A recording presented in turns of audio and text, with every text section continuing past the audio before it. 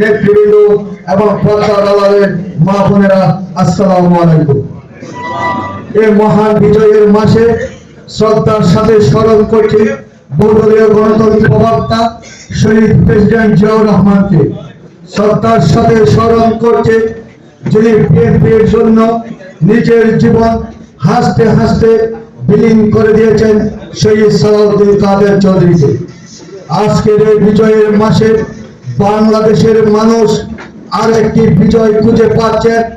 বিএনপির ভারপ্রাপ্ত চেয়ারম্যান জনাব তারেক রহমান 25শে ডিসেম্বর বাংলাদেশে অবতরণ করে বাংলাদেশের মানুষকে ঐক্যবদ্ধভাবে যিনি 17 বছর শুধু লন্ডন থেকে যে আন্দোলন সংগ্রাম করে এদেশের মানুষের ভোটাধিকার প্রতিষ্ঠা করার জন্য আগামী যে জাতীয় নির্বাচন সুষ্ঠু হয় সেজন্য আমাদের প্রাণপ্রিয় নেতা জনাব তারেক রহমান আগামী 25শে ডিসেম্বর বাংলাদেশে আসবে। সেজন্য মহান রব্বুল আলামিনের কাছে শুকরিয়া আদায় করছি। প্রিয় ইসলামপুরবাসী, আজকে যখন জাতীয় নির্বাচন এসেছে, দীর্ঘ 17টি বছর আপনারা ভোট দিতে পারেন নাই।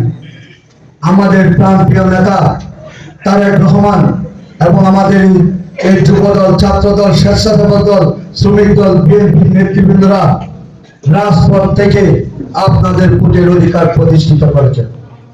এই ইসলামপুরের অনেক নেতা কর্মী মামলা হামলা জর্জরিত ছিল এবং অনেক ভাইদেরকে আমরা হারিয়েছি, তাদেরকে শ্রদ্ধার সাথে স্মরণ করছি।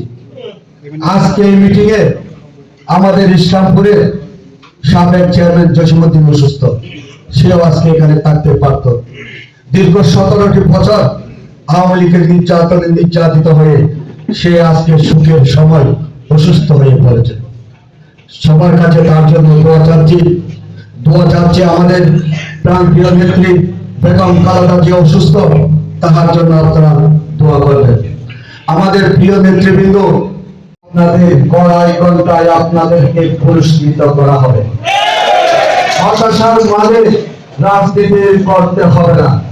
আপনারা যে কোনো সময় যে কোনো ব্যাপারে যার যে সমস্যা, সব সময় হুমায়ুন কাদের চৌধুরীর সাথে যোগাযোগ করতে পারবেন ইনশাআল্লাহ। হুমায়ুন কাদের চৌধুরী বলেন, রাজনীতি করতে হলে হৃদয় বড় করতে হবে।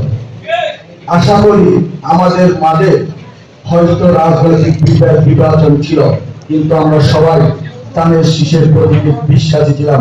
তারেক রহমানের নেতৃত্বে আমরা ঐক্যবদ্ধ ছিলাম।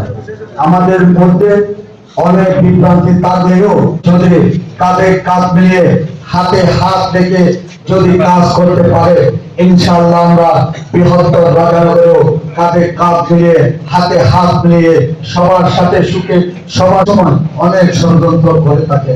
ষড়যন্ত্রের মানুষ বসে থাকে না। আমরা আমাদের ষড়যন্ত্রের কোনো আভাস পেলে আমাদের যারা নেতৃবৃন্দ আছে সাথে সাথে বসে ওই সমস্যাটা আমরা সমাধান। আমি একজন থেকে ভোট আনতে পারবো না, সুতরাং আমার প্রথম আমাকে শুদ্ধ হতে হবে। আমি জানি ইসলামের বিএনপি আমরা এক এবং সক্রিয় আছি।